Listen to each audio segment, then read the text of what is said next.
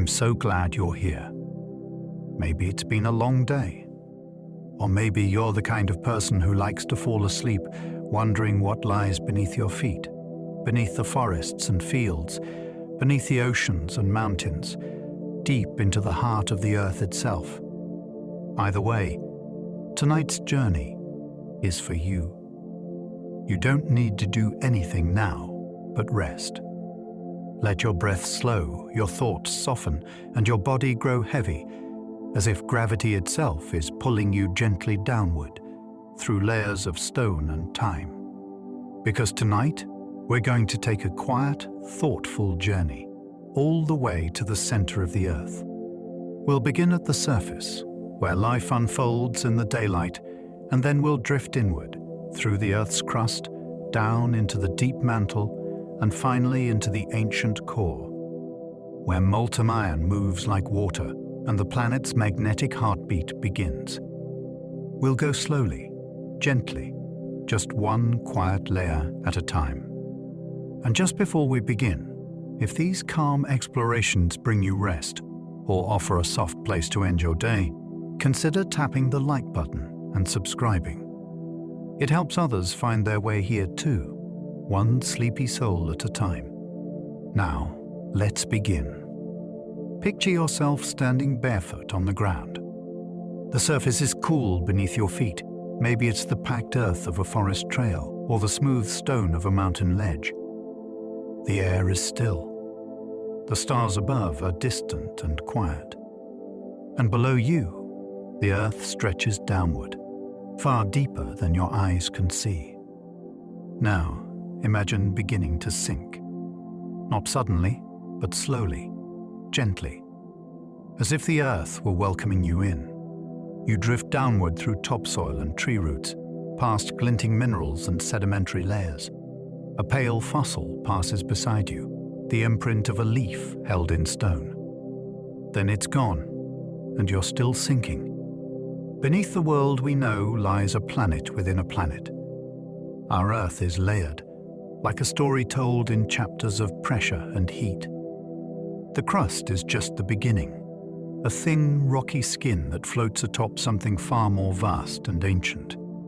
Below that is the mantle, a dense, slow-moving ocean of solid rock that flows over time. And at the center lies the core, a hidden realm of molten iron and crushing pressure, where temperatures rival the surface of the sun. We've never seen these inner regions directly. No camera has filmed them. No human has touched them. The deepest hole we've ever dug only reached the crust, just over 7 miles down. But the Earth is more than 4,000 miles deep. Everything we know beyond that comes from the echoes of earthquakes, from waves rippling through stone, and from the shifting patterns of the magnetic field that shields our world. And yet, from these faint clues, a picture emerges, one of heat, movement, and transformation. Deep inside, the Earth is alive with motion.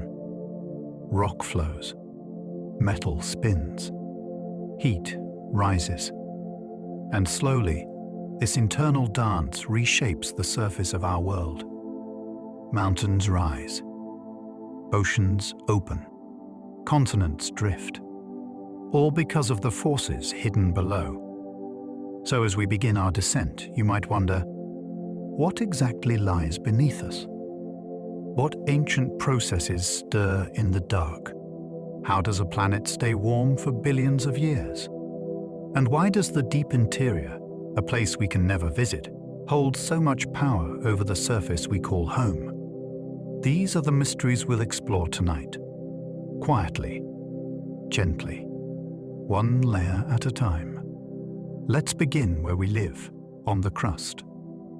The outermost layer of the Earth, and the only one we've ever walked upon. It may feel solid and eternal beneath our feet, but the crust is thinner than we often imagine. If the Earth were an apple, the crust would be the skin, just a fragile boundary atop a vast interior world. And this thin shell is not the same everywhere. It comes in two main types: continental crust and oceanic crust. Continental crust is what forms the land masses we live on. It's relatively thick, averaging about 20 to 40 miles deep, and made mostly of lighter granitic rocks like quartz and feldspar. Beneath the oceans, however, the crust is quite different. Oceanic crust is denser and much thinner, only about 3 to 6 miles deep, and made primarily of dark volcanic rocks like basalt. This difference in density is one of the reasons continents float higher than the ocean floor. The crust isn't just resting on solid ground. It's floating, slowly, imperceptibly, atop the soft, semi-fluid mantle below. And these floating plates of crust aren't fixed in place. They drift. They collide. They break and reform. This is the foundation of plate tectonics, the theory that explains the movement of Earth's outer shell. The crust is broken into large sections called tectonic plates, which slide across the mantle like puzzle pieces adrift on a sea of rock. These plates are in constant slow motion, moving only a few inches per year, but over millions of years, their movements shape the entire surface of the planet. When two plates move apart, magma from below rises to fill the gap, forming new crust at mid-ocean ridges. This is happening right now, beneath the Atlantic Ocean, where the Eurasian and North American plates are drifting apart, widening the ocean basin bit by bit. When plates move toward one another, the result can be far more dramatic. In some places, one plate is forced beneath another in a process called subduction. As it sinks into the mantle, the descending plate melts and fuels volcanic activity. This is why volcanic arcs, like those that form the Pacific Ring of Fire, often trace the edges of subduction zones. In other regions, plates grind past each other sideways. These are transform boundaries, like California's San Andreas Fault. Here, the movement is not smooth, but jerky. Stress builds up until it's suddenly released, and when that happens, the ground shakes. This is the mechanism behind many of Earth's earthquakes. So while the crust may seem quiet from above, it is anything but still. It is a shell in motion, fractured and reshaped by the slow churn of forces beneath. Mountains rise where plates collide, like the Himalayas, still growing as the Indian plate pushes north into Asia. Volcanoes erupt along rifts and subduction zones, sending magma and ash into the sky. And earthquakes mark the fracture lines where the stress of movement finally breaks free. This restless surface has shaped not only the landscape, but the history of life itself. The drifting of continents changes ocean currents and climate. It opens and closes migration routes. It brings species into contact or seals them off in isolation. Over geologic time, the crust has written the story of evolution in rock and reef, in rift and ridge. And yet, the crust is only the beginning. Beneath it lies a deeper engine, the mantle, that drives this movement forward. The crust is the outermost shell, but the heart of the Earth's motion lies deeper still. If you were to hold a small piece of the Earth's crust in your hand, a chunk of granite from a mountain, or a slice of basalt from the ocean floor, you'd be holding a record of Earth's formation, chemistry, and motion.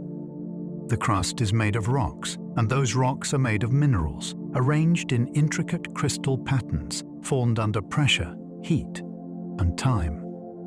The most abundant elements in the crust are oxygen and silicon, which together form silicate minerals, the backbone of Earth's rocks. Quartz, feldspar, mica, and amphibole are all silicates, and they make up the bulk of continental crust. These light-colored, lower-density minerals are the reason why continents ride higher atop the mantle than oceanic plates. In contrast, The oceanic crust is rich in denser iron and magnesium-bearing minerals like pyroxene and olivine, which contribute to the dark hue of basalt and gabbro. Granite, with its large crystals and varied mineral content, dominates the continents. Basalt, thin-grained and dark, covers the ocean floors. Limestone and sandstone, formed from the accumulation of biological and sedimentary debris, add to the diversity, especially in shallow marine environments. And scattered throughout are pockets of rare minerals, gems, ores, and elements that have been concentrated by geological processes over millions of years. These are the veins of copper, the seams of gold, the deep pockets of lithium and rare earths that modern technology depends on. But while the surface rocks are accessible, much of the crust lies out of reach. To understand what lies deeper, scientists have had to get creative. Drilling projects offer the most direct path downward, though even our most ambitious attempts have barely scratched the surface.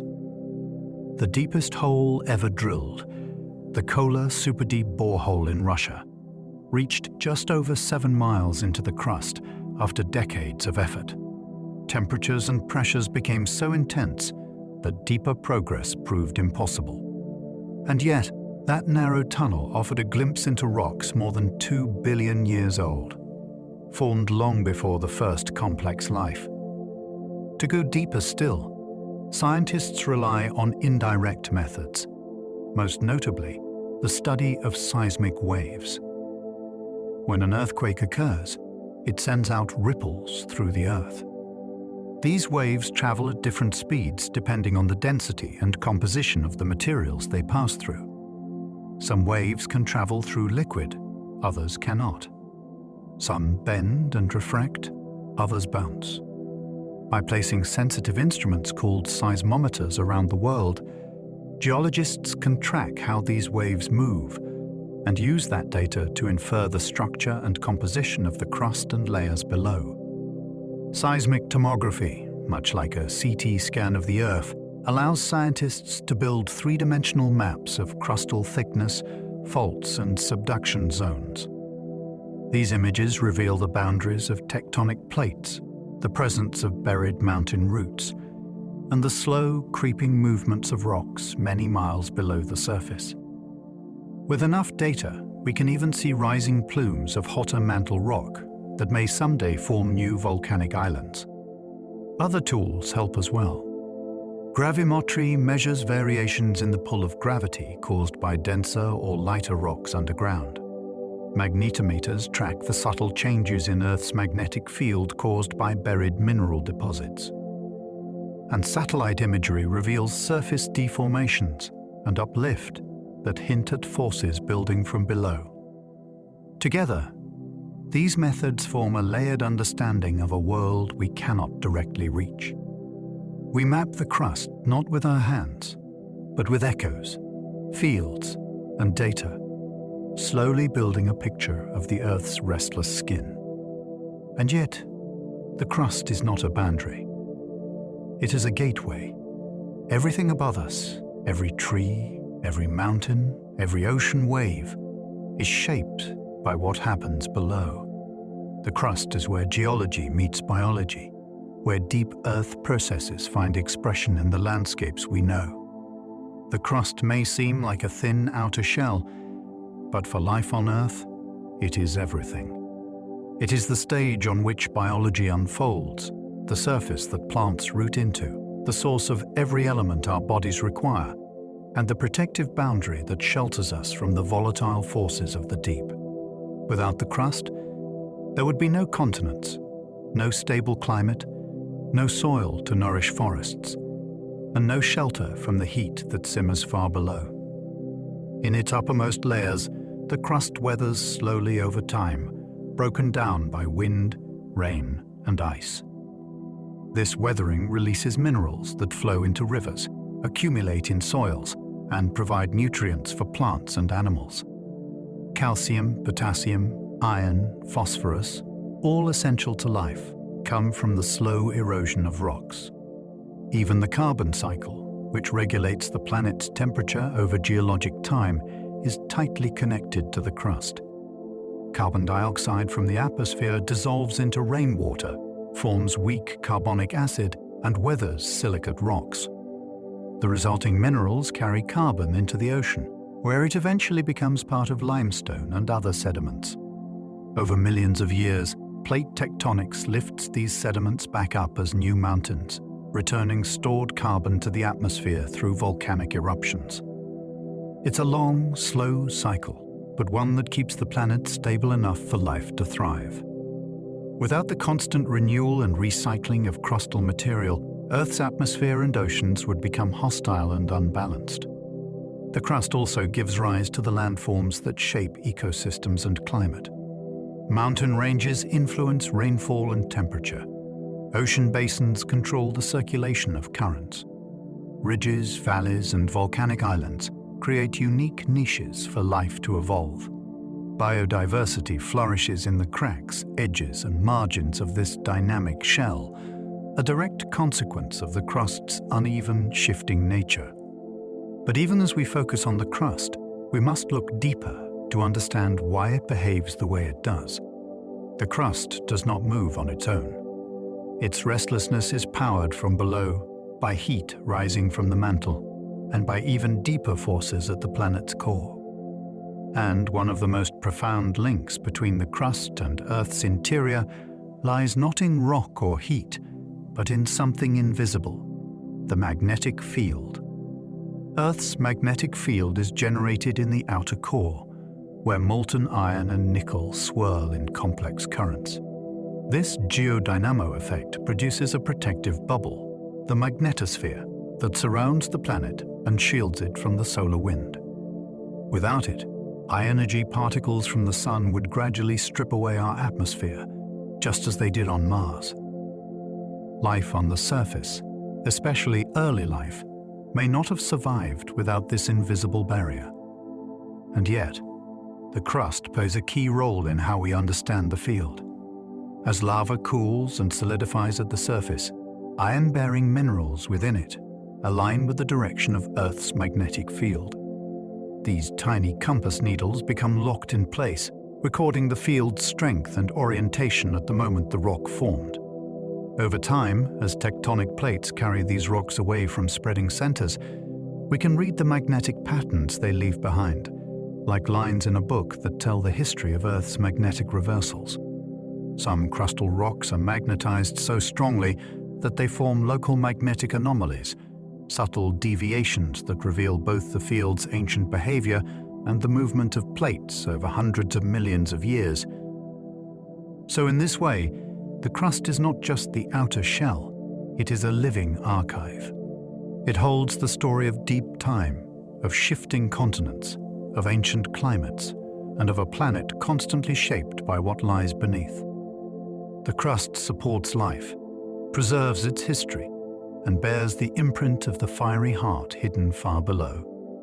And as we leave the crust behind, we descend now into that deeper world, to the vast flowing mantle, where stone behaves like liquid, and the engine of the earth begins to turn. If you've ever stood atop a mountain ridge, felt the tremble of an earthquake beneath your feet, or seen the steam rise from a hot spring, you've witnessed the outer echoes of Earth's inner workings. The crust may seem like a stable stage, but it is in constant dialogue with the deeper layers of the planet.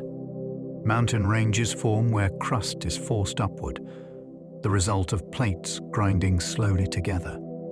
Beneath the Himalayas, the Indian plate presses into the Eurasian plate with unrelenting force, creating not only soaring peaks, but deep roots that extend far into the mantle. These roots are made of dense rock, pushed downward by the same collision that lifts the mountain skyward, a mirror image of the surface, buried in darkness.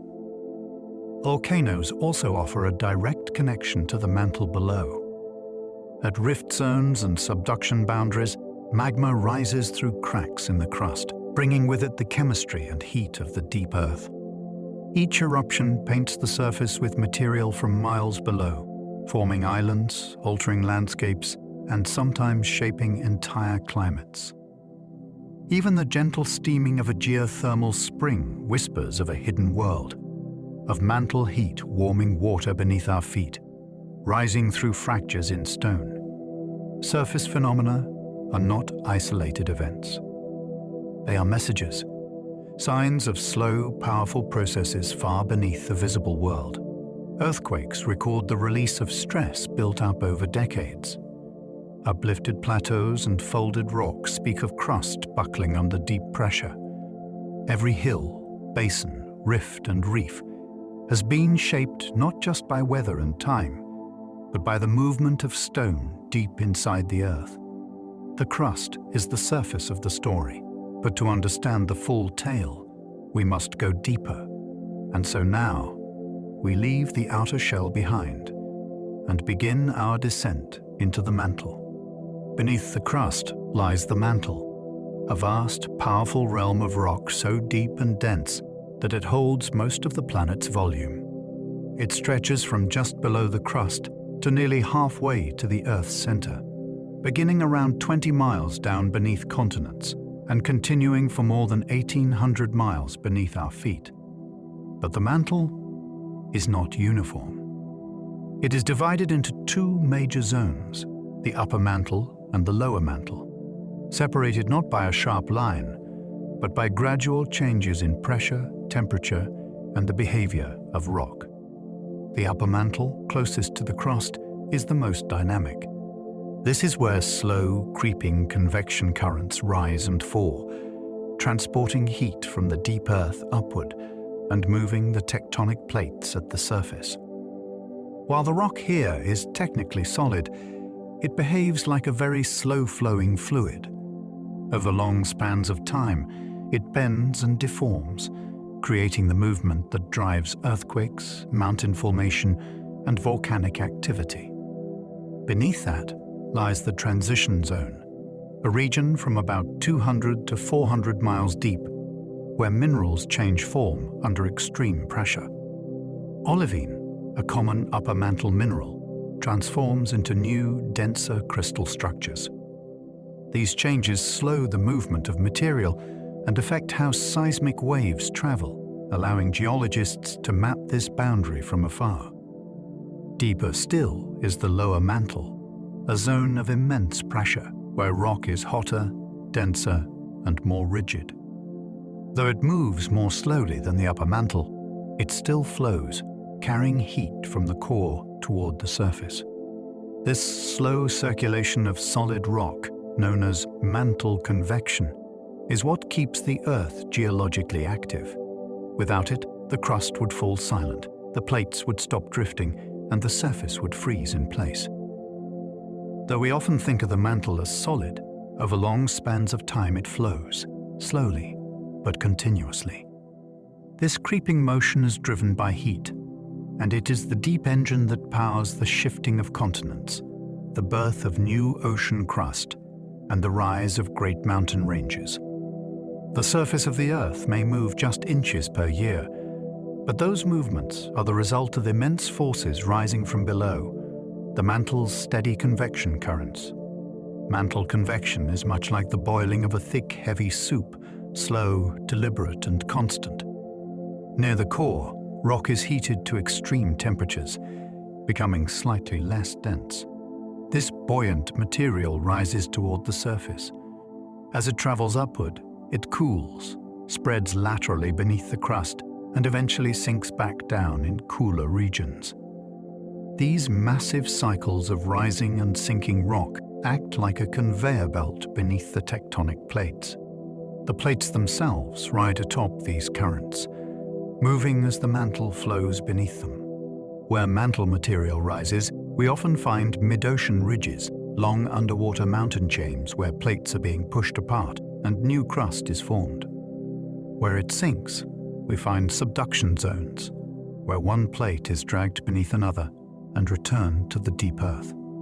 Even areas of seemingly quiet interior land can be influenced by this slow mantle movement, lifting or stretching the crust over millions of years. But what gives the mantle the heat it needs to move at all? Some of the heat inside the Earth is primordial, left over from the planet's violent birth more than 4.5 billion years ago. As particles collided and merged in the early solar system, they released vast amounts of energy. That heat has been slowly leaking away ever since, through the crust and into space.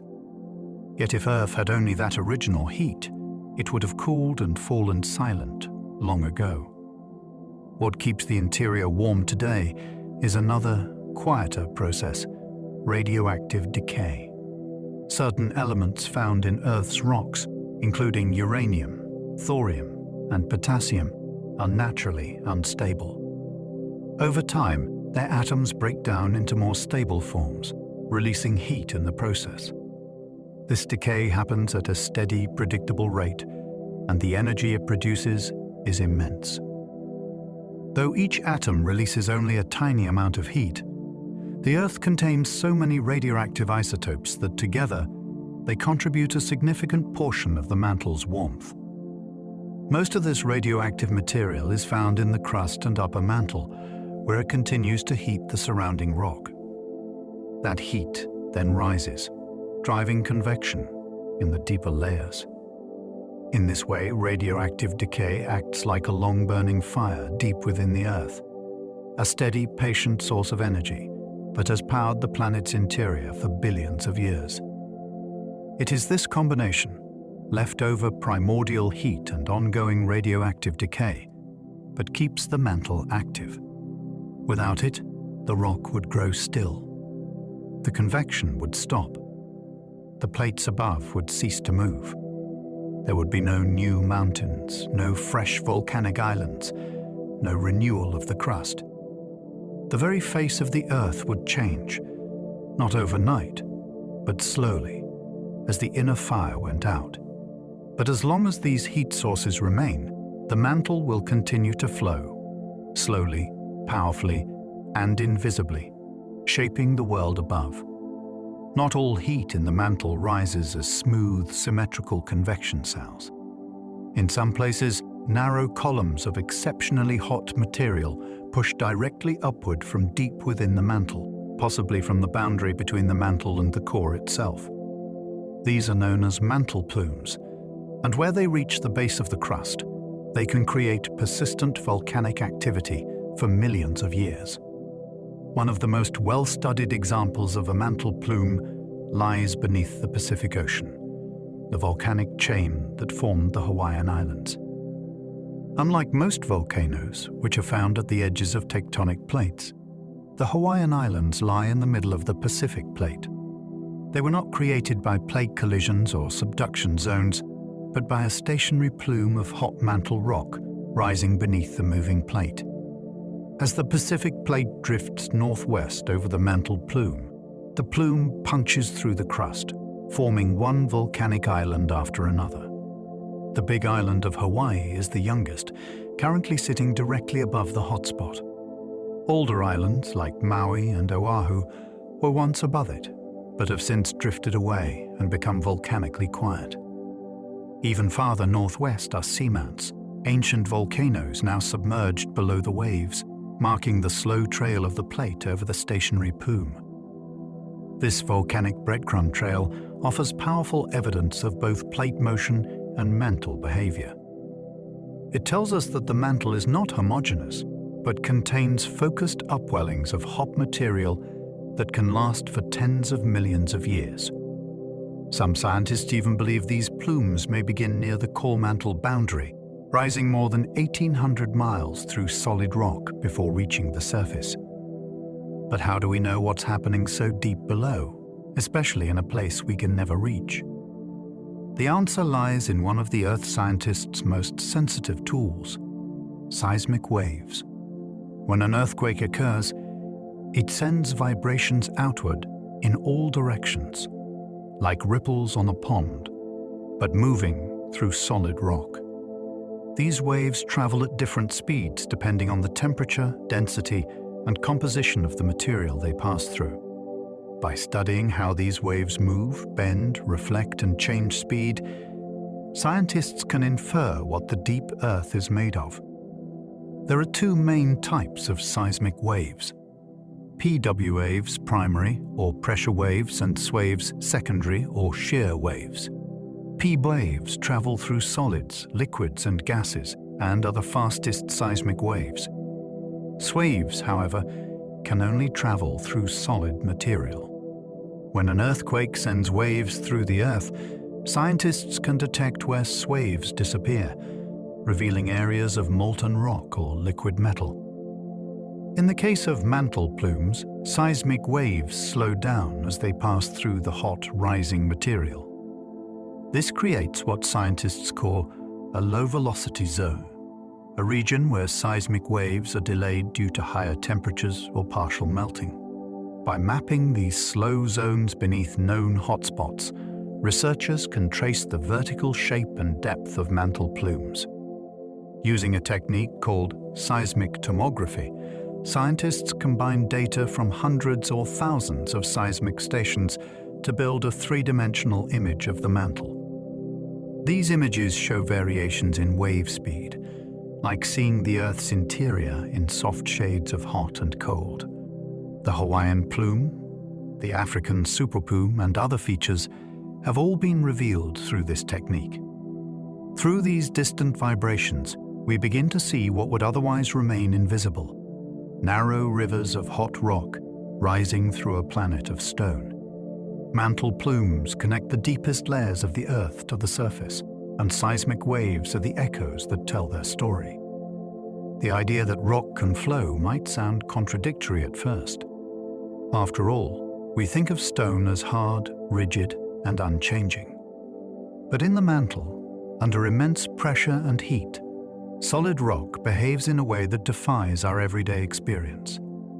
It doesn't melt into a liquid, but it does move, stretching, bending, and deforming with a kind of slow grace that only becomes apparent across vast spans of time. This is called viscous flow, movement that happens not because the material is liquid, but because it's under such intense heat and pressure that it behaves more like a thick, sluggish syrup than a brittle solid. The rock doesn't crack or shatter.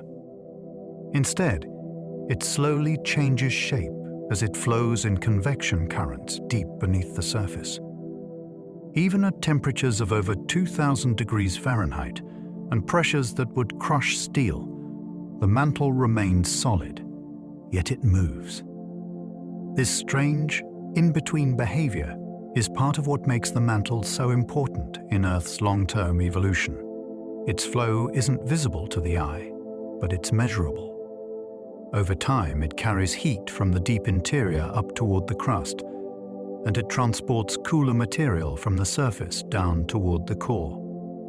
These slow, circulating currents drive everything from the drift of continents to the birth of volcanoes.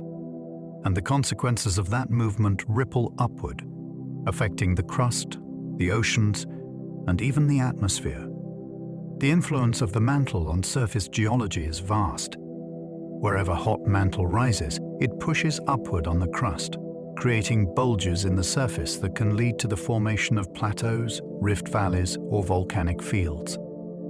The East African Rift, for example, is a place where the crust is being pulled apart by an upwelling of mantle material, creating deep valleys and scattered volcanoes across the region. This process, happening slowly over millions of years, is literally tearing a continent in two. Volcanic activity is one of the most visible outcomes of mantle behavior. Where hot plumes rise from deep below, they melt portions of the upper mantle, generating magma. This molten rock, buoyant and hot, makes its way through weaknesses in the crust until it erupts at the surface. Over time, repeated eruptions build up volcanoes, towering landforms that can stretch miles into the sky and influence regional climate, ecosystems, and even the evolution of life. Different types of mantle material produce different styles of volcanism. Hot, low-viscosity magma tends to create broad, gentle shield volcanoes like those in Hawaii. Cooler, more silica-rich magma leads to explosive eruptions like those seen in the Pacific Northwest or at Mount Vesuvius. These differences are not random. They reflect variations in mantle chemistry and temperature that have built up over geologic time. The mantle also affects the long-term stability of the crust. In regions where the mantle is unusually hot or buoyant, the crust can become thinner and more stretched, creating rift zones and basins. In contrast, cooler, denser parts of the mantle can pull down on the crust, contributing to the sinking of oceanic plates into subduction zones. Even the continents themselves are influenced by the mantle's slow rise and fall. As mantle currents shift, they can lift entire landmasses or allow them to sink. This vertical motion, called dynamic topography, changes sea levels, alters drainage patterns, and shapes the evolution of coastlines over tens of millions of years. So while the mantle lies hidden beneath hundreds of miles of solid rock, its influence is everywhere, in the shape of the land, the placement of volcanoes, the patterns of earthquakes, and the slow rearrangement of continents across the face of the planet. It is the deep, molten heart of Earth's surface story. As we leave the mantle behind and descend even deeper into the planet, we enter a realm of staggering extremes, a world of crushing pressure, unimaginable heat, and metals that behave in ways no surface material ever could. This is Earth's core, the fiery heart of the planet, hidden more than 3,000 miles beneath your feet. Though no human instrument has ever reached it, scientists are confident about what lies below because of the way seismic waves move through the planet during earthquakes. These vibrations act like sonar, revealing not only the shape and depth of the core, but also its unique internal structure. And what they reveal is extraordinary. The core is made primarily of iron, with smaller amounts of nickel and traces of lighter elements like sulfur, oxygen, or silicon. These elements are extraordinarily dense, and under the extreme pressures of the deep Earth, they form the heaviest part of the planet. The core contains roughly 1/3 of Earth's total mass, despite taking up only about 1/6 of its volume. When the Earth first formed, it was entirely molten.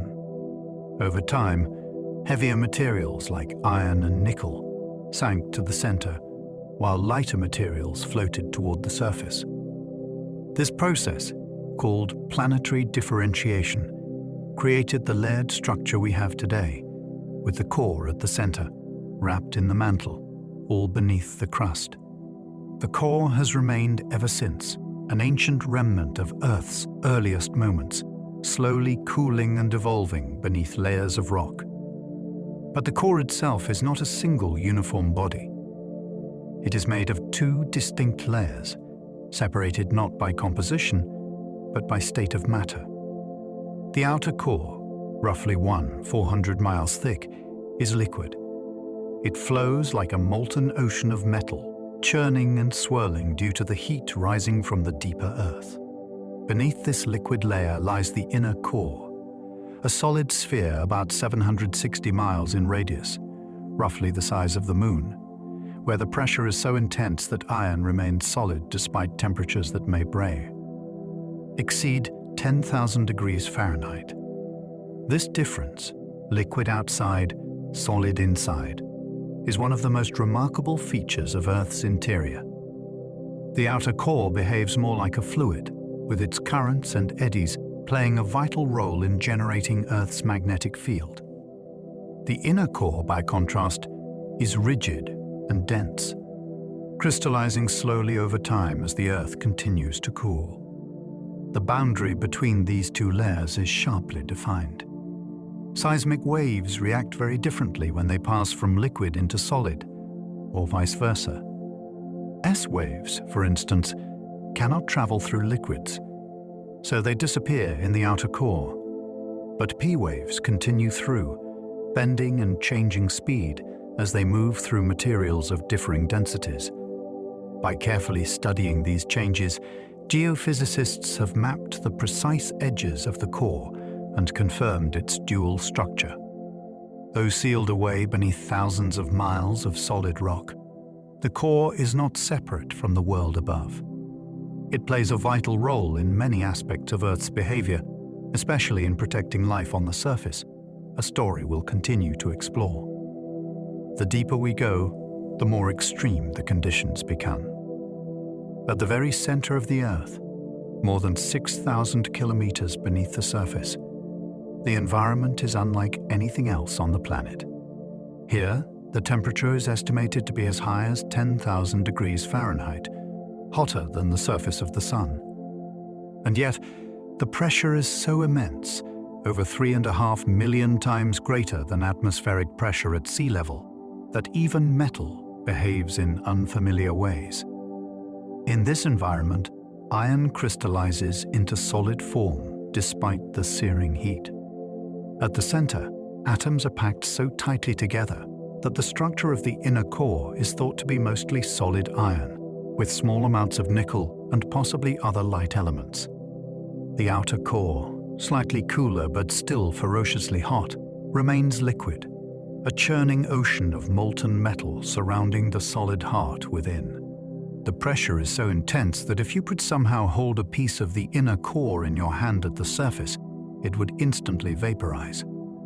The materials that exist at this depth can only remain stable under extreme confinement. And it is precisely these unusual conditions, this balance between heat, pressure, and flow, that make the core so important to life above. Because the outer core is liquid, and because it moves, it acts like a dynamo, a natural generator of electricity and magnetism. As molten iron and nickel swirl around the solid inner core, their motion gives rise to a vast, invisible force field that extends far into space. This is the geodynamo, the process by which Earth's magnetic field is created and sustained. The basic principle is this: moving electric charges generate magnetic fields. In the core, the iron-rich fluid is an excellent electrical conductor. As it moves, driven by heat and the planet's slow rotation, it sets up circular currents. These currents, in turn, generate magnetic fields.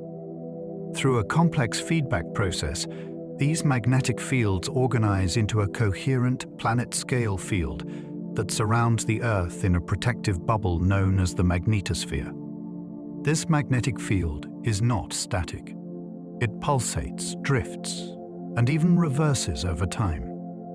Geological records preserved in rocks show that Earth's magnetic poles have flipped many times in the past, sometimes every few 100,000 years, sometimes after longer gaps. These reversals are natural, and though their exact triggers are still studied, they are believed to originate in fluctuations within the flow of the outer core. What makes the magnetic field so vital is not just its existence, but its role in shielding life. Without it, charged particles from the sun, the solar wind, would strike Earth's atmosphere directly, gradually stripping it away. On Mars, where the magnetic field is weak or absent, this process has left the planet dry and airless. But on Earth, the magnetosphere deflects most of these particles, protecting both the atmosphere and the organisms that depend on it. High-energy particles are funneled along magnetic field lines toward the poles, where they interact with molecules in the upper atmosphere and create the glowing curtains of light we call the auroras, the northern and chaos, southern lights. These glowing waves are not just beautiful, they are visible reminders of the deep, hidden forces churning thousands of miles beneath our feet. So in a very real way, the motion of molten metal in Earth's outer core is what makes life on the surface possible. It is a silent, unseen process, but one that connects the heart of the planet to the sky above. The magnetic field that surrounds our planet is more than just a curious phenomenon. It is a vital shield, one that has protected Earth for billions of years. Without it, the surface of our world would be exposed to a continuous barrage of solar radiation, cosmic particles, and the slow stripping of our atmosphere into space. It is the silent guardian of life, generated deep within the planet, yet felt even at the edge of space. The solar wind, a constant stream of charged particles ejected from the sun, flows outward in all directions. When it reaches Earth, it encounters the magnetosphere, which deflects most of these particles around the planet, like water flowing around a stone. Without this shield, the energy from the sun would gradually erode our atmosphere, just as it has on Mars and Mercury, planets with either no magnetic field or one too weak to hold back the solar wind.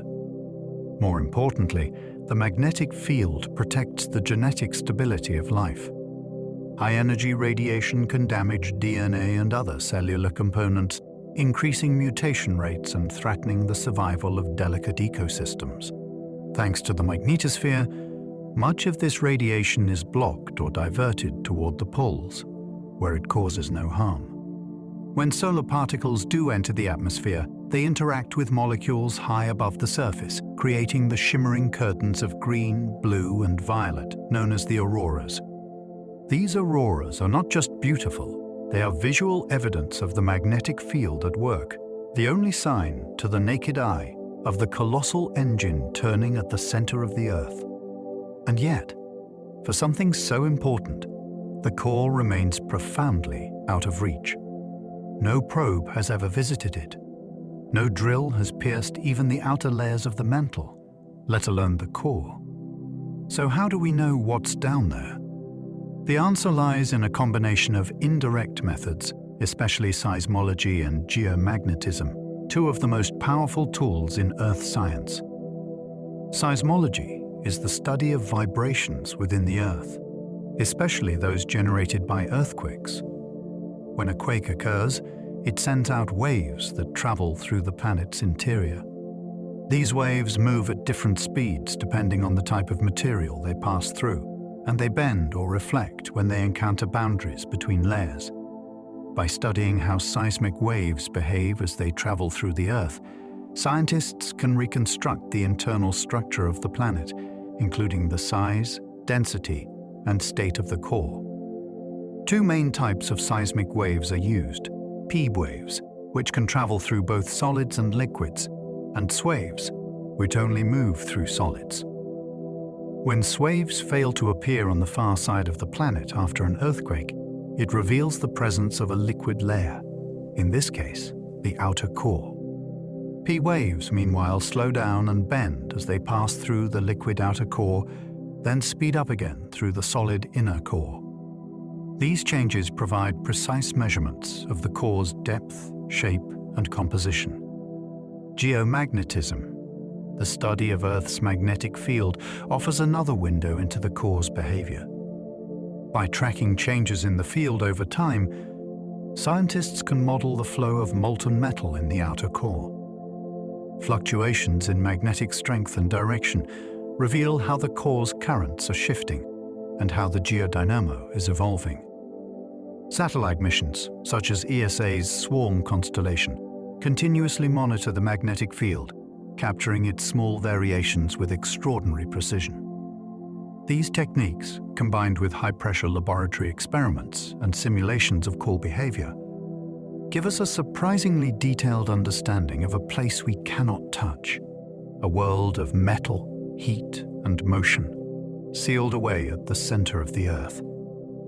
For all we've learned about the Earth's core, it remains one of the most mysterious regions of our planet, a place we know only through vibrations and magnetic whispers. Many of its behaviors are still not fully understood, and each discovery seems to open a new layer of uncertainty. One such puzzle is the rotation of the inner core. Seismic data suggests that the solid inner core may rotate slightly faster or slower than the rest of the planet, a phenomenon known as differential rotation. Some studies show it speeding up or slowing down in cycles that may be tied to changes in Earth's magnetic field. But the exact cause, rate, and effects of this motion remain debated. Even the age and formation of the inner core is a matter of scientific inquiry. While the Earth itself is over 4.5 billion years old, the solid inner core may have formed much more recently, perhaps only 1 to 1.5 billion years ago, as the planet slowly cooled enough for iron to crystallize at the center. This late formation could explain the strengthening of the magnetic field in Earth's more recent geologic past. Another mystery lies in the asymmetry of the inner core. Seismic waves travel at slightly different speeds depending on the direction they pass through it, hinting that one side of the core may be cooling or growing faster than the other. Some researchers propose that heat may be escaping unevenly, or that compositional differences exist between the eastern and western hemispheres of the core, but so far, no model fully explains the observed data. There is even evidence that layers exist within the inner core itself, a solid inner core with different crystal orientation or structural properties. This would suggest that the deepest part of the Earth has its own history and internal complexity, a kind of planet within a planet, with dynamics still unfolding. And so, as we prepare to leave the core behind and journey outward once again, we do so with a sense of humility. For all our tools and models, the heart of the Earth remains largely unknown, a realm of fire and metal, spinning in silence far beneath our feet. To understand the engine that drives Earth's internal processes, the drifting of continents, the rise of volcanoes, the subtle motion of the crust, we must turn our attention to a single force: heat. Heat is what keeps the mantle moving, what fuels the geodynamo in the core, and what powers the ongoing renewal of the planet's surface. But where does this energy come from? There are two primary sources of heat inside the Earth. The first is primordial heat, energy left over from the violent birth of the planet. Over 4.5 billion years ago, the young Earth formed through collisions, mergers, and gravitational compression of smaller bodies in the early solar system. These impacts released immense amounts of energy, heating the growing planet until it was completely molten.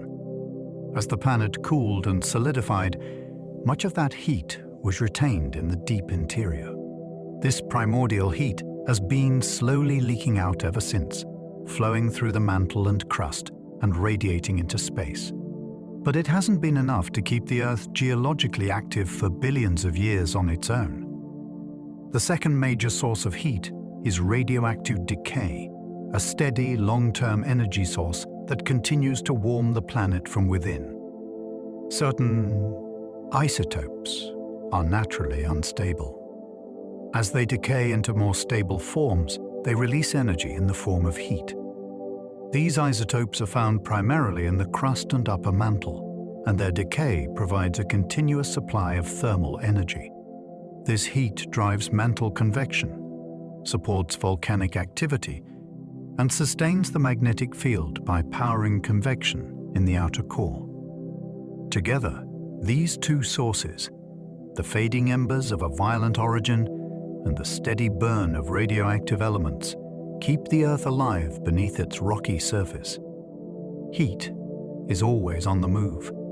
In every part of the Earth's interior, from the crust to the core, energy flows from warmer regions to cooler ones.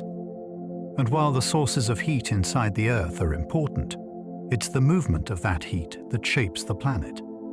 Scientists identify three main ways that heat moves through Earth's interior: conduction, convection, and radiation. Conduction is the transfer of heat through direct contact. It's the same process that warms the handle of a metal spoon placed in hot soup. In Earth's interior, conduction allows heat to flow from one layer to the next where material is solid and relatively still. For example, heat conducts slowly from the hot mantle into the cooler base of the crust. Because rocks are not particularly good conductors, this process is slow, but it's steady, and it allows heat to gradually rise through static layers. Convection, on the other hand, is the movement of heat through the motion of fluid, or in Earth's case, solid rock, that flows over long periods of time. As mantle rock is heated from below, it becomes slightly less dense and rises toward the surface. Cooler, denser rock then sinks downward, creating circular currents that carry heat upward and cooler material back down. This is the dominant heat transfer process in the mantle and outer core. Radiation is the transfer of energy through electromagnetic waves. It's how heat from the sun reaches the Earth. Inside the Earth, radiation plays a smaller role, but it does occur within the core and in tiny amounts at the atomic scale. Most of the heat transfer within the Earth, however, happens through conduction and convection, especially in the deep mantle, where these processes power nearly every aspect of geologic change. It is convection, more than any other mechanism, that drives the great movements of Earth's surface. The heat rising from the deep interior, whether from radioactive decay or primordial origins, causes mantle rock to circulate in enormous, looping currents. These mantle convection cells are slow but incredibly powerful, moving material at rates of just a few inches per year. And because the tectonic plates float atop the upper mantle, they are carried along by these same currents. Where mantle material rises, it creates divergent boundaries, regions where tectonic plates are pushed apart. Mid-ocean ridges are one example. Long undersea mountain chains where magma from the mantle wells up and forms new crust. As this new crust spreads outward, older crust is pushed away from the ridge, causing the plates to drift slowly in opposite directions. Where mantle material sinks, usually as a result of a descending, cooler plate, convergent boundaries form.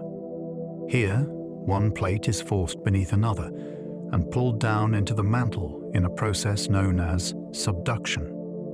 This sinking plate carries with it water, sediments, and crustal material, which melt and fuel volcanic activity above.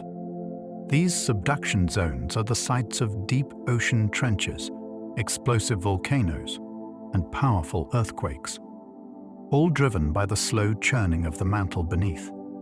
Even so-called stable continental interiors are not immune to this movement. The rising and sinking of mantle material can cause whole regions to swell or sag over geologic time, lifting plateaus, opening rift valleys, or altering drainage patterns. The connection is profound. Heat becomes motion, and motion becomes the sculptor of the planet's surface. Every mountain, every basin, every shifting fault line is a response to the silent, steady rise of thermal energy from within. And though we may walk the surface in stillness, the deep earth is always moving. Deep within the earth, heat does more than move. It builds pressure, melts rock, and fuels some of the most dramatic processes we see on the surface. One of the most visible expressions of internal heat is volcanic activity, where molten rock formed in the mantle or lower crust makes its way to the surface and erupts as lava, ash, and gas. Volcanoes exist because Earth's interior is hot enough to partially melt rock. In subduction zones, water and minerals carried downward by a sinking plate lower the melting point of surrounding rock, allowing magma to form. In rift zones, where plates are pulled apart, the pressure drops rapidly, also causing rock to melt. And above mantle plumes, rising columns of hot material create hotspots, fixed points where magma pierces through the crust over and over again. When magma rises, it collects in chambers near the surface. Pressure builds as gases within the magma expand, until the rock above can no longer contain it. The result can be a slow ooze of lava or a violent explosion depending on the magma's temperature, composition, and gas content. Every volcanic eruption is the final stage of a long journey that began with heat rising in the deep earth. In quieter settings, that same heat powers geothermal activity. In places like Iceland, New Zealand, and Yellowstone National Park, groundwater seeps deep underground, where it is heated by underlying magma or warm rock. This superheated water then rises back to the surface, emerging as geysers, hot springs, steam vents, or boiling mud pools. Though these features may seem gentle compared to volcanoes, they are fed by the same forces, a continuous, low-level release of Earth's inner heat. Geothermal energy is one of the few ways humans have tapped directly into this internal warmth. In some regions, wells are drilled to access hot water or steam, which can be used to heat buildings or generate electricity. This energy is clean, sustainable, and nearly limitless, as long as the planet continues to cool from within. But that cooling is happening, slowly and steadily. Over geologic time, Earth has been losing heat to space. The surface radiates thermal energy outward, and heat from the interior conducts through the crust, rising into the oceans and atmosphere. This flow of heat is incredibly gradual, only a few hundredths of a watt per square meter on average, but across the entire surface of the Earth, it adds up to a significant loss. The planet's energy balance is complex. While it still receives energy from radioactive decay and retains some primordial heat, it has been cooling since its formation. 4 billion years ago, the Earth was far more geologically active, with more frequent and massive volcanic eruptions, thinner crust, and a hotter mantle. Plate tectonics likely operated differently then, and the core's behavior may have been more chaotic. As Earth cools, changes continue. The inner core is slowly growing as more iron crystallizes from the liquid outer core. This process releases additional heat and light elements into the outer core, helping to sustain the geodynamo, for now. But over billions of years, as radioactive elements decay and the core loses energy, the planet will become geologically quieter. The magnetic field may weaken. The mantle may slow. The plates may one day grind to a halt. That time is unimaginably far in the future. For now, Earth remains a living planet, its internal heat flowing outward, powering motion, change, and life itself. Though it lies hidden deep within the planet, Earth's internal heat has effects that stretch far beyond the mantle and crust. One of its most far-reaching influences is on the magnetic field, which is not constant or fixed, but dynamic and ever-changing. These magnetic fluctuations, from subtle drifts to full reversals, are ultimately powered by heat flowing through the core. The movement of molten iron in the outer core, driven by convection and influenced by Earth's rotation, is what generates the magnetic field. But this movement is shaped by how heat escapes from the core into the mantle above. When heat flows efficiently out of the core, for example, in areas where the lower mantle is cooler and more stable, convection in the outer core becomes stronger and more organized. This strengthens the magnetic field and increases its stability. But in regions where the mantle is hotter or more sluggish, the flow of heat from the core can slow down. When that happens, convection in the outer core becomes less vigorous, and the magnetic field can weaken or become more chaotic. These regional variations help explain why the magnetic field isn't uniform across the planet, why it has patches of intense strength in some places and weaker zones in others.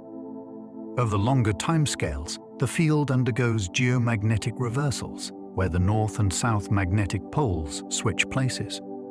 These reversals happen irregularly, roughly every few 100,000 years, and appear to be linked to changes in the flow patterns of the outer core. Though the precise mechanisms remain uncertain, many scientists believe that shifts in the thermal balance between the core and the mantle may play a key role, subtly altering the patterns of fluid motion that sustain the prow. Geodynamo. Even without full reversals, the magnetic field is constantly drifting. The magnetic North Pole, for example, is moving across the Arctic at a rate of dozens of kilometers per year, a reflection of subtle changes in the deep Earth that slowly ripple outward to the surface. In this way, Earth's heat flow doesn't just shape rock and landscape. It shapes invisible forces as well, planetary-scale systems that protect life. guide migratory animals, and interact with the space environment. But perhaps the most familiar expression of Earth's internal heat is in its surface geology, in the relationship between heat and the landscapes we know. Volcanoes, mountain ranges, earthquakes, rift valleys, and ocean trenches are all surface manifestations of deeper thermal processes. When the mantle convects, it moves the tectonic plates. When plates collide or diverge, the crust responds with deformation, uplift, or volcanic eruption. And when magma rises toward the surface, it brings heat, pressure, and new material into the crust, altering ecosystems, building new land, and, at times, reshaping entire regions. Even more subtle changes, like the slow warping of continents, the rise and fall of coastlines, or the sagging of land beneath glaciers, are often tied to variations in heat flow and mantle movement. Over millions of years, regions rise or sink in response to the mantle's shifting currents, which in turn are driven by temperature differences deep below. In a sense, the Earth's surface is like a skin, one that flexes, breathes, and moves in response to internal forces. It may feel still beneath our feet, but it is anything but static. The warmth beneath us is constantly working, lifting one region, lowering another, cracking the crust, and fusing it back together in new forms. So while we may never feel the heat of the deep Earth directly, we live in its presence every day. It is in the shape of mountains, the path of rivers, the tremble of the ground, and the quiet breath of steam from a spring. The planet's inner warmth continues to power its story, above and below. Although most of Earth's inner workings happen far beneath the surface, their effects are often felt most vividly in sudden, dramatic events above ground. Two of the clearest and most powerful expressions of deep Earth processes are earthquakes and volcanoes, natural phenomena that begin with slow motion deep underground, but unfold at the surface in seconds or minutes. They are the loudest whispers of the planet's inner voice. Earthquakes occur when stress builds up in the Earth's crust and is suddenly released. This stress comes from the slow movement of tectonic plates, the rigid slabs of crust and upper mantle that glide across the surface of the planet. As plates grind past one another, collide, or pull apart, they don't move smoothly. Instead, friction holds them in place until the pressure becomes too great. Then, in a sudden lurch, the rock breaks or shifts along a fault line, sending vibrations through the surrounding material. This release of energy travels outward in all directions in the form of seismic waves. The point underground where the rupture begins is called the focus, and the location directly above it on the surface is known as the epicenter. Though the movement begins deep below, the shaking is felt on the surface, sometimes gently, sometimes violently, depending on the magnitude of the event and the type of material the waves travel through. There are two primary types of seismic waves generated by earthquakes: PWs and swaves. PWEES, or primary waves, are compression waves. They move quickly through solid rock, liquid, and gas, compressing and expanding the material they pass through, much like sound waves in air. Waves are the fastest seismic waves and typically arrive first at seismic monitoring stations. Swaves, or secondary waves, travel more slowly. They move material side to side or up and down like the ripples on a shaken rope. Swaves can only move through solids, not through liquids, a fact that has provided critical insight into the structure of Earth's interior. For example, when swaves from deep earthquakes fail to pass through certain layers, scientists know those regions must be liquid, such as the outer core.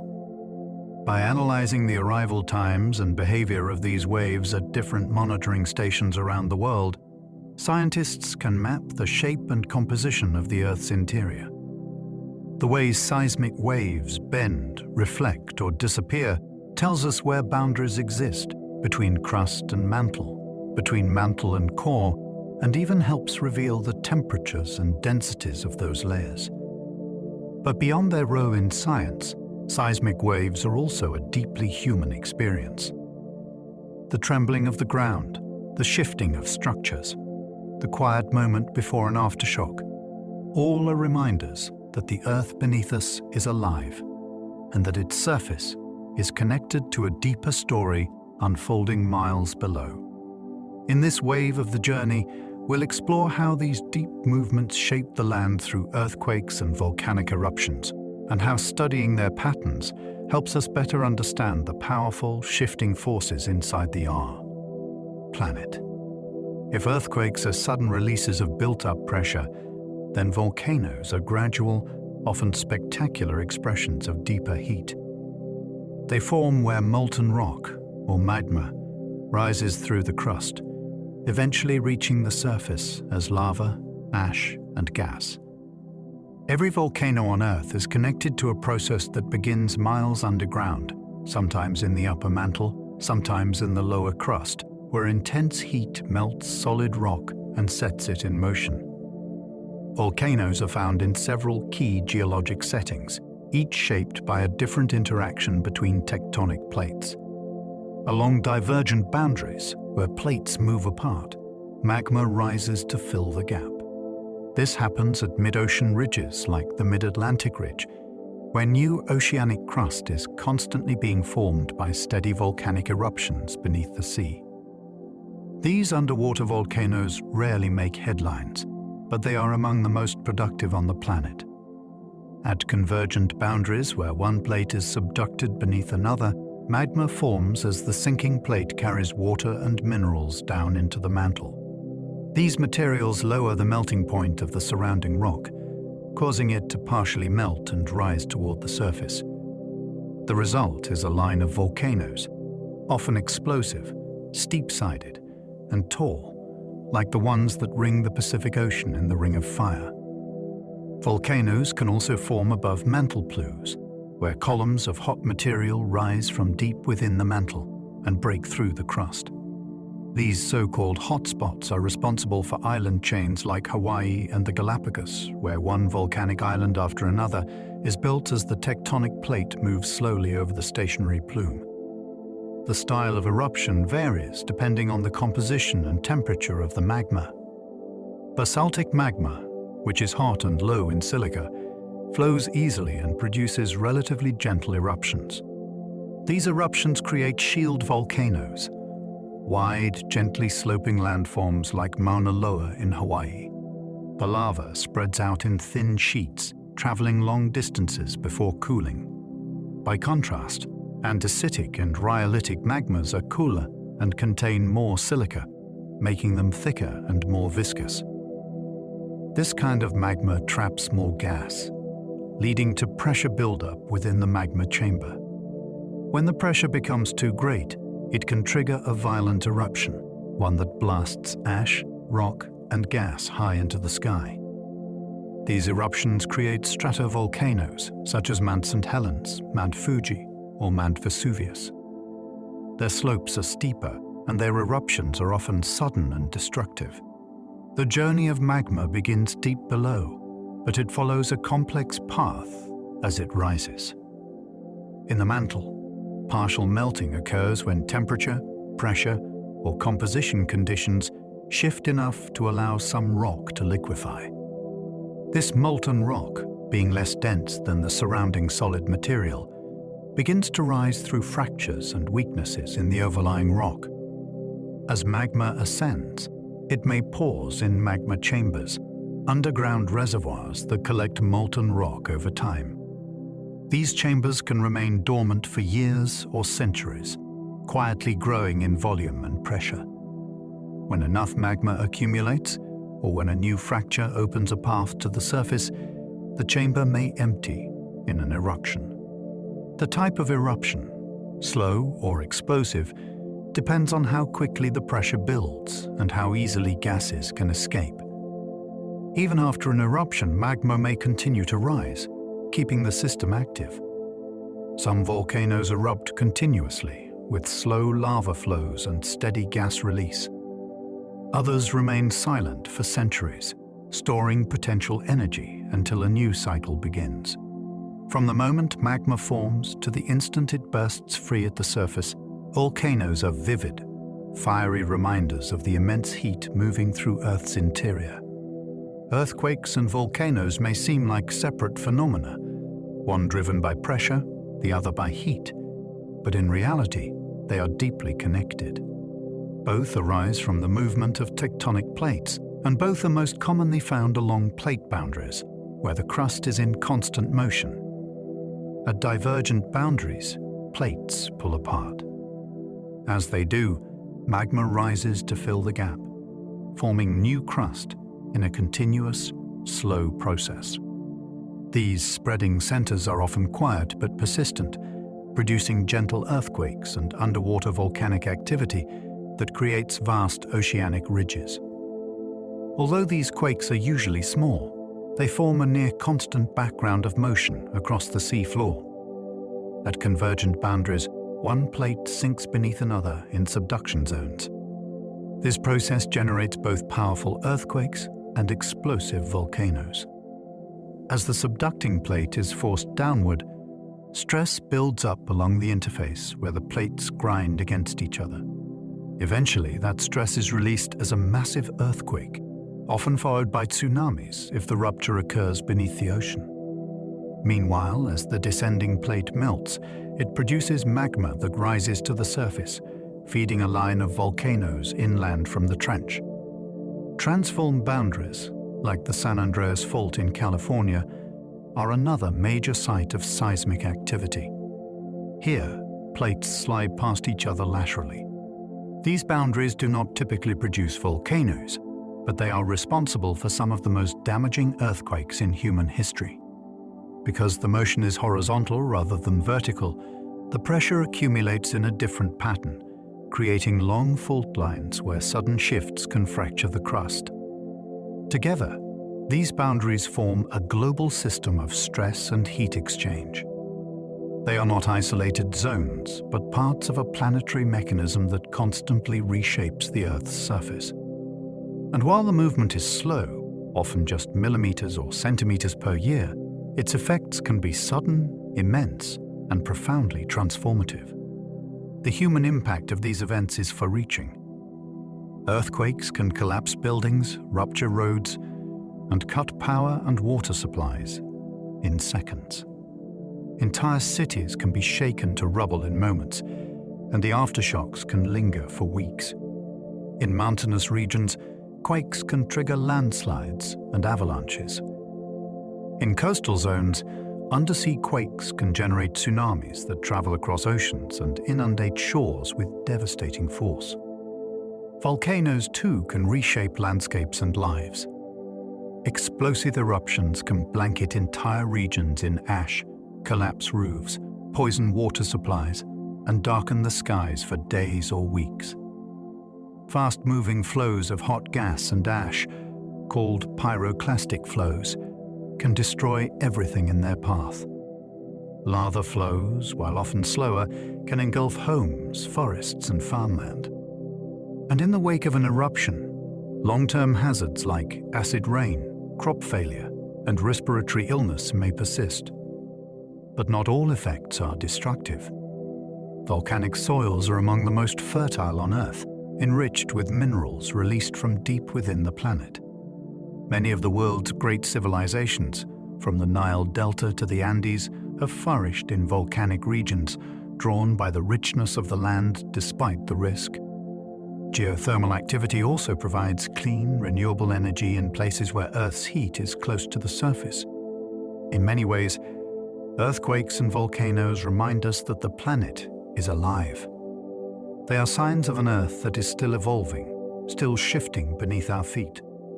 And while they pose real danger, they are also expressions of the deep, dynamic processes that make Earth the unique and life-supporting world it is. Though earthquakes and volcanoes often strike without warning, they are not beyond study, and not entirely beyond prediction.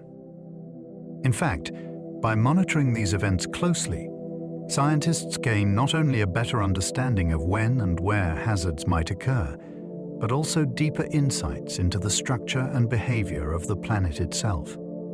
Seismic monitoring stations are now positioned around the globe, constantly listening for the slightest tremble in the Earth. These networks detect thousands of earthquakes every year, from massive ruptures to subtle microquakes deep beneath the surface. By analyzing the timing, strength, and pattern of seismic waves, researchers can locate faults, measure plate movement, and even map the flow of rock in the mantle. Volcanoes, too, are carefully watched. Instruments measure ground deformation, gas emissions, thermal activity, and even the tiniest seismic vibrations known as volcanic tremor. These signals can indicate that magma is rising, or that pressure is building within a chamber.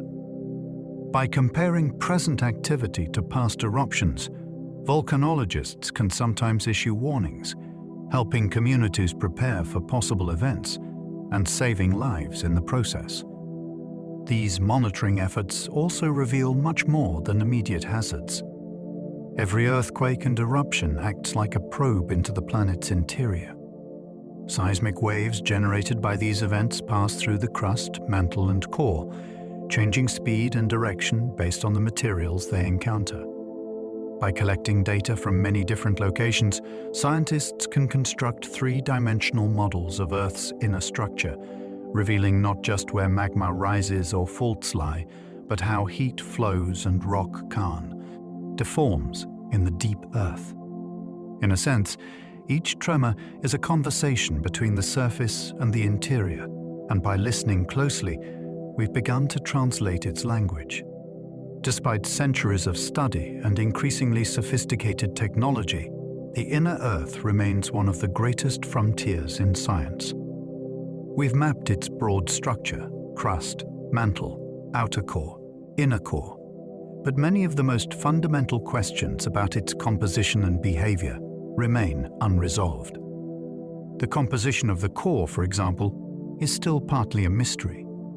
We know it is mostly iron and nickel, but the core's density is slightly lower than expected if it were pure metal. This suggests that lighter elements, perhaps sulfur, carbon, oxygen, or silicon, are mixed in, but in what proportions and why is still debated.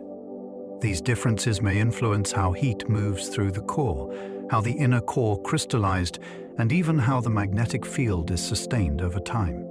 Another unknown lies in the growth of the inner core.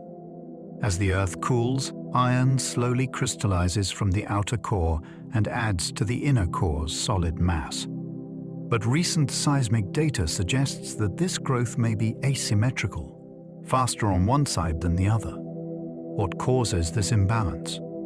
Could heat be escaping more efficiently in certain regions of the mantle? Or might the inner core itself be slightly off-center, wobbling or rotating independently from the rest of the planet? There's also evidence of a layered structure within the inner core, perhaps an inner core, with a different crystal orientation or composition. Some seismic waves pass through this central region at unexpected speeds, hinting that it may have formed under different conditions or at a different time in Earth's history. If confirmed, this would suggest the core has a much more complex history than previously thought. And then there's the question of how the magnetic field changes over time. We know it drifts, pulses, and even reverses.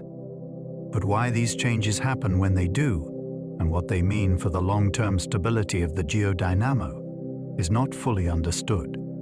Are they caused by subtle changes in heat flow, variations in core composition, or chaotic turbulence deep in the molten metal itself? These questions aren't just academic. The behavior of the core influences everything from navigation systems to climate stability to our ability to sustain life on Earth. Understanding its mysteries is key to understanding the future of the planet. Even though we cannot travel to the Earth's core, we continue to make progress in exploring its hidden structure, not just through theory, but through tools, experiments, and direct sampling of the uppermost layers. Among the boldest of these efforts are deep drilling projects, which attempt to reach farther into the Earth than ever before. The most famous of these is the Kola Superdeep Borehole, a Soviet-era experiment that began in 1970 and eventually reached more than 7 miles down into the continental crust. Though that depth is only a fraction of the distance to the mantle, let alone the core, the Kola project revealed a wealth of surprises.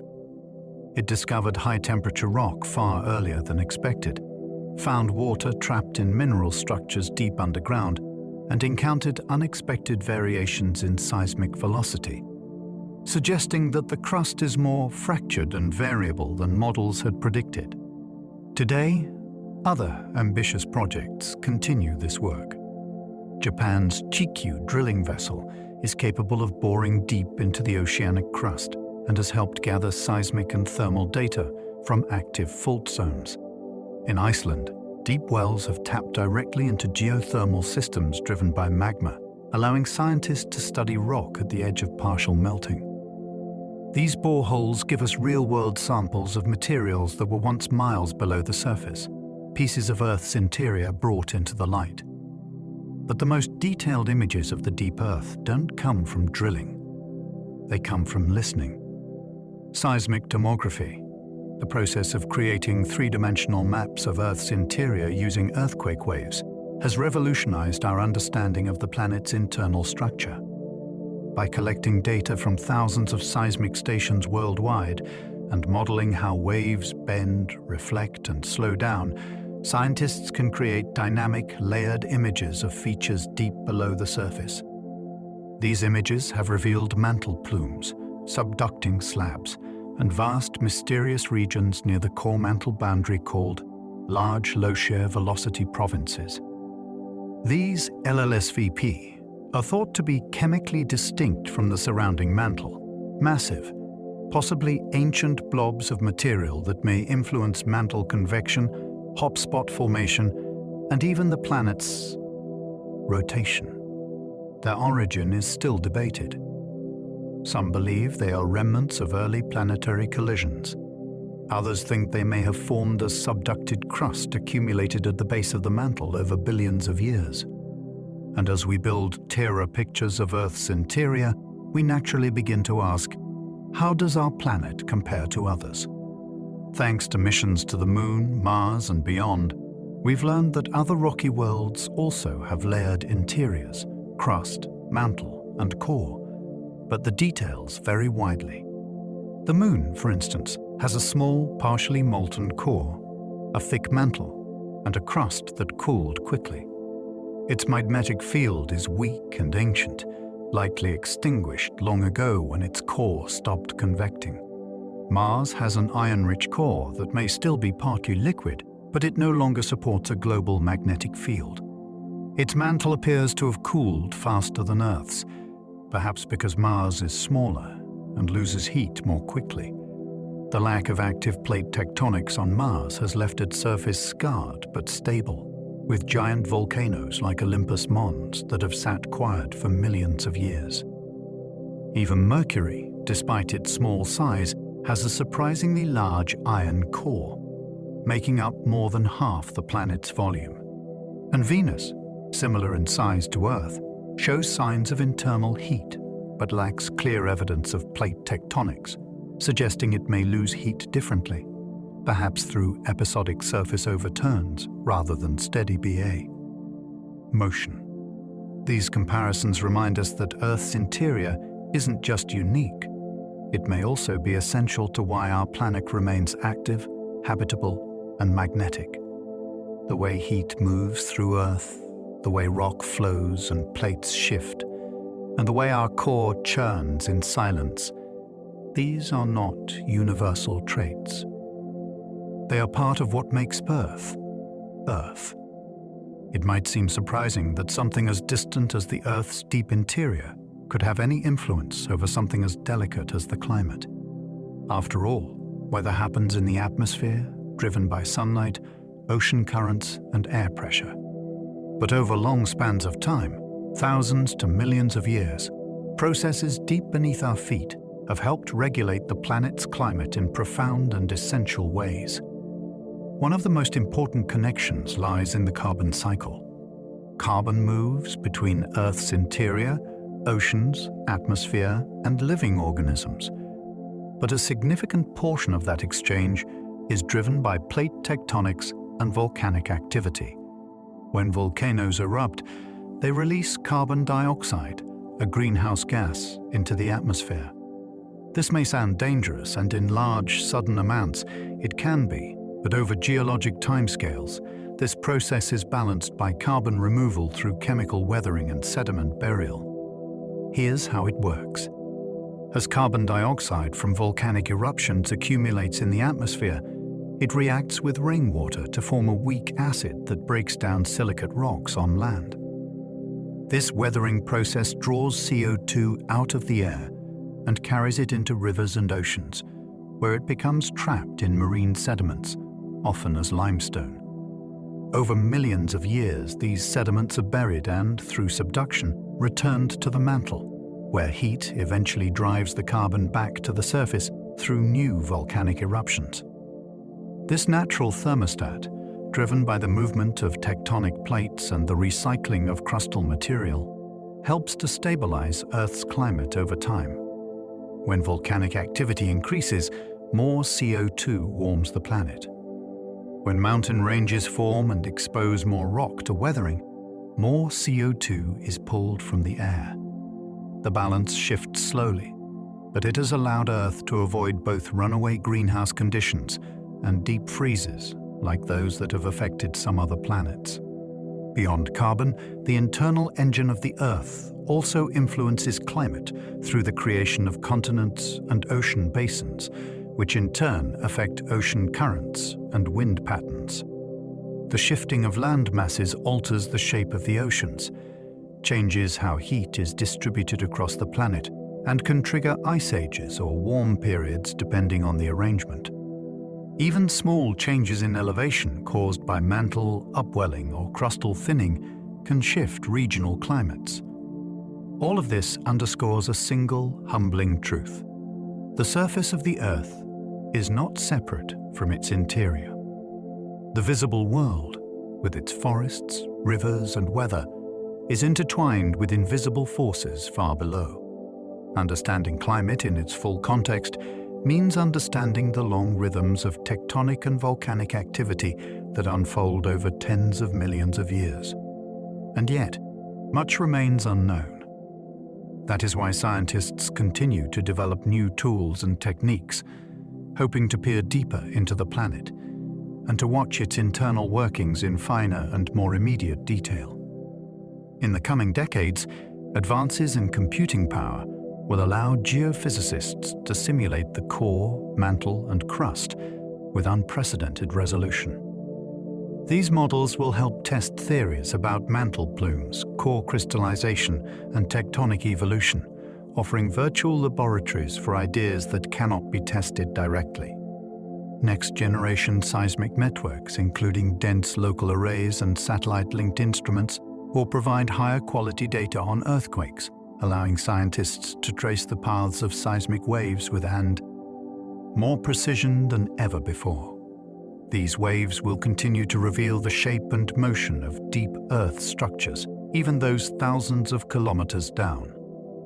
And quantum sensors, a technology now in early development, may one day detect subtle shifts in gravity, magnetism, or heat flow, offering a new way to watch the Earth's heartbeat in real time. With each advance, the boundary between the known and the unknown recedes. What was once imagined, molten seas, drifting plates, spinning metal harps, becomes visible, measurable, and real. For most of human history, the interior of the Earth was a place of imagination, a realm of myth, metaphor, and mystery. Ancient stories described it as a kingdom of fire or the underworld of spirits. Even in the early days of science, the idea of reaching the center of the Earth was more fantasy than fact. popularized in fiction, but unreachable in reality. Today, we know more. We've mapped the planet's layers, tracked seismic waves through its depths, and simulated its internal dynamics with supercomputers. And yet, in many ways, the deep Earth remains as unseen and unknowable as ever, a place we study from a distance, using echoes and traces to piece together a story we can never directly observe. There is something profoundly humbling about this kind of knowledge, the kind that is inferred, never touched. It reminds us that the Earth is not just a surface we walk upon, but a vast, complex, evolving system.